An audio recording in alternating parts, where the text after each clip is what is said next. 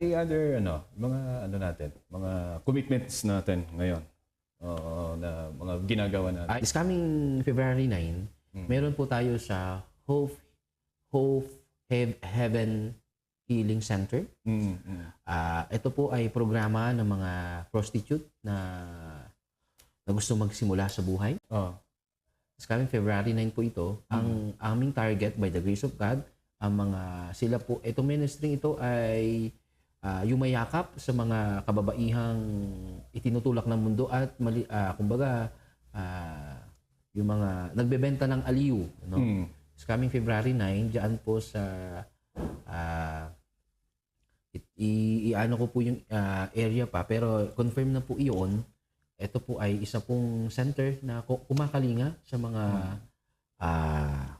kababaihan. So center yun po talagang building na? Building na sa Hope Haven Healing Center.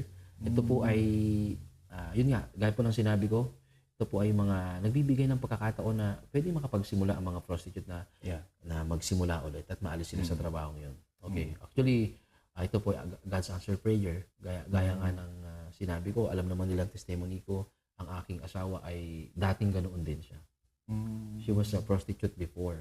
Siya biktima ng maling tawag dito, recruitment sa kanilang probinsya, dinala sa Manila.